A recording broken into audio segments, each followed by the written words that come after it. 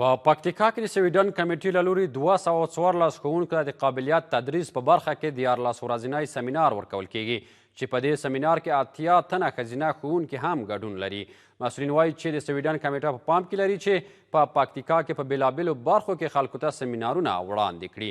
پام وکړئ د زمزم ریپورټ ته چې دایما په ژبه باندې شاګردان پوهیږي که نه.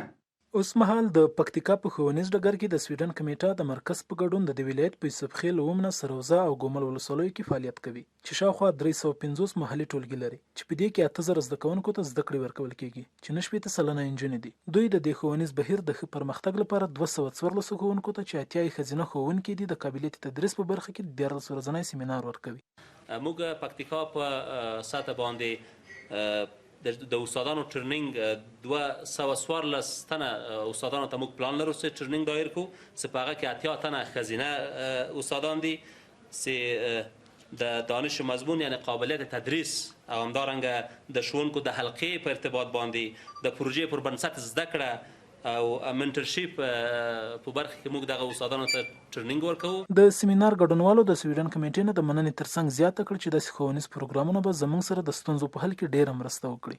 موخه مو یوازې همدا اوسي له موږ سره په ښوونیز ډګر کې له موږ سره مرسته وکړي.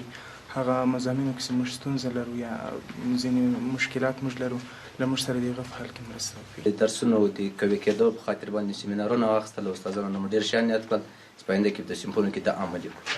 د سویډن کمیټه له 13 کلونو راهیسې په افغانستان کې فعالیت کوي چې تر دې مهاله د ښوونې او روزنې، روغتیا، پرمختیایي چارو او نورو بېلابېلو ټولنیزو برخو کې فعالیتونه ترسره کړي دي.